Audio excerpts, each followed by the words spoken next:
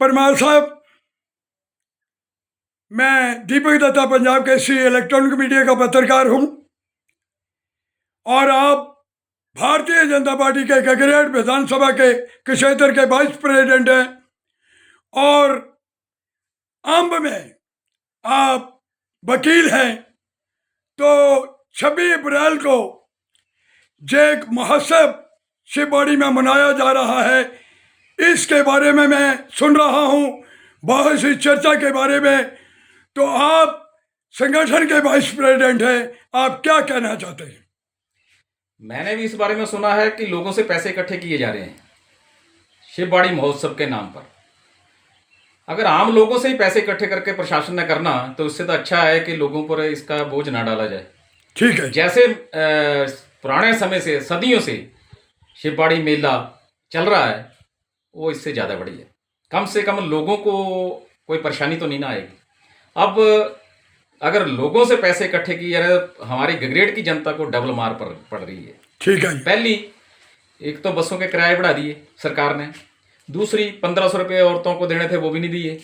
तीसरी, इन्होंने 300 रुपये जो लोगों को सब्सिडी थी बिजली को, वो भी बंद कर दी। 300 यूनिट। और इसके अलावा भी और भी बहुत है जिस कारण से जनता जो है समस्याओं से जूझ रही है।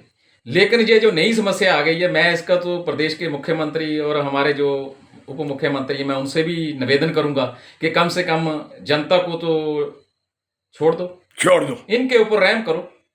अगर इन्हीं के पैसों से करना, तो उससे क्या फायदा है। इससे पहले भी इन्होंने चिंतपूर्णी महोत्सव के नाम पर लोगों से पैसे इकट्ठे करके पंजाब के सिंगरों को इन्होंने लाखों रुपए दे दिया, जो कि हमारे लोगों की गाड़ी खून पसीने की कमाई थी। और इस तरीके से अगर करना है तो वो सरासर गलत है। मैं पूछना चाहता हूँ परमार साहब, शिववाड़ी तो बहुत प्राचीन मंदिर है, वहां तो लाखों करोड़ों रुपयों की चढ़त सरकार को चढ़ती है, तो वो उस पैसे से क्यों नहीं महोत्सव को ना लेते? मेरे भी इस चीज को जानकर हैरानी हो रही है कि जब सरकार ने इस मंदिर को अपने अधीन कर रखा है, सारी कमाई सरकार के पास जा रही है। हर 15 दिन बाद प्रशासन जो वहां पर नोटों की गिनती करता है, तो वो पैसे कहां चले गए जो लोगों से पैसे इकट्ठा करने की नौबत आ गई। और ये एक ऐतिहासिक मंदिर है। हाँ, ऐतिहासिक मंदिर है, द्रोण शिव मंदिर। हाँ, द्रोण शिव मंदिर है। और इसके बारे में मैं कुछ भी अगर इतिहास के बारे में बोलूं, वो हमारी जनता को पहले ही पता है। ठीक है जी। तो मेरी यही है कि कम से कम वो पैसा कहां गया, नहीं, सरकार उस पैसे को किन कार्यों पर खर्च कर रही है।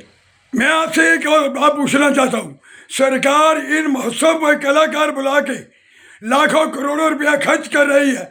ये जो लोगों के पैसे हैं, पेंशनर के पैसे अभी बकाया पड़े हुए हैं, और जो कॉन्ट्रैक्ट में लगे हुए हैं, चाहे वो जल विभाग के हैं, चाहे वो चौकीदार हैं, चाहे वो नंबरदार हैं, उनके जो पैसे दे नहीं रहे, तो ये महोत्सव में क्यों खर्च कर रहे हैं? मेरा तो यही लगता है, ये इनका काम ही लोगों का ध्यान भटकाना है कि लोग असली समस्याओं से पीछे हटकर इस मनोरंजन का ध्यान दें।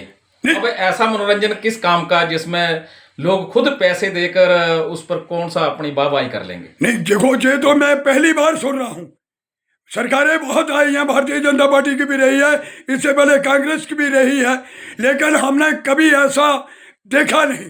तो आप इसके बारे में मैं आपसे अनुरोध करूंगा कि क्या आप जहां से ब्लॉक लेवल के आप वाइस प्रधान हैं, जहां मीटिंगों में मुद्दा उठाएंगे, जिला स्तर पर उठाएंगे, स्टेट स्तर पर उठाएंगे, सेंट्रल स्तर पर उठाएंगे, इसके बारे में क्या कहेंगे?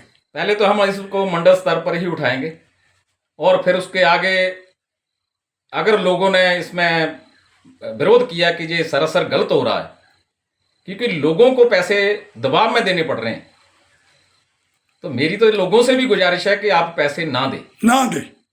सरकार ने करना तो अपने पैसे पर करे ना, नहीं तो मंदिर का काफी फंड है, वो कहां जा रहा है, वो कहां खर्च किया जा रहा है।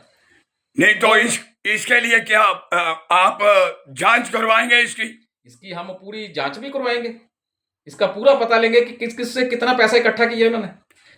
क्या प्रशासन करा रहा है कि कोई राजनेता करवा रहा है? मेरी तो राजनेताओं से ये निवेदन है कि ऐसे जो आप महोत्सव करा रहे हैं, इनसे परहेज करें। कम से कम जनता को तो बख्श दें। जनता तो आखिर बड़ी दुखी है, किसान वैसे परेशान है। कोई इच्छा नहीं है कि यहाँ पर पैसे इकट्ठे करके कोई सिंगर बुलाए जाए। ठीक है, क्योंकि ये सारी चीजें पहले भी कंट्रोवर्शियल रही हैं। और लाखों रुपए उन सिंगरों के ऊपर खर्च किए जाते हैं, ठीक और है, जबकि उसका आम लोगों को कोई फायदा नहीं, कोई फायदा नहीं, कोई फायदा। आप पानी की समस्या का हल करो। ये 155 करोड़ का प्रोजेक्ट आया हुआ है, इसको चालू करो।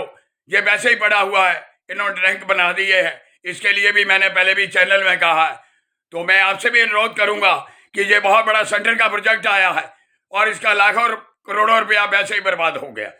मेरी तो ये है कि इतना लवारिस गौवंश सड़कों पर है, हाँ, कम से कम उनके लिए पैसा खर्च कर ले, ठीक है, उनको तो आश्रय मिले। ठीक है। और पानी की समस्या इतनी आ रही है, हाँ, बहुत आ रही है। रोज पेपर में आ रही है कि फलां गांव में पानी की कमी है।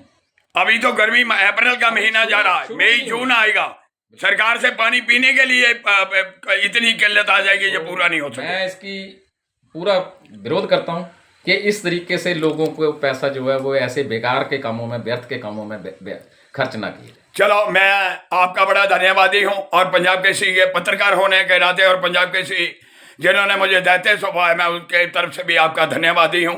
जो तथ्य हैं वो मेरा भी एक ईमानदारी से कर्तव्य बनता है कि मैं तथ्य सरकार के, लोगों के, जनता के आगे और सरकार के मेरी भी सभी चैनल से, अखबारों से जो विनती है कि ईमानदारी से इस मुद्दे को उठाएं और लोगों को अनावश्यक इस जो पैसा उनके ऊपर बोझ लादा जा रहा है उससे बचाया जाए। धन्यवाद। धन्यवाद।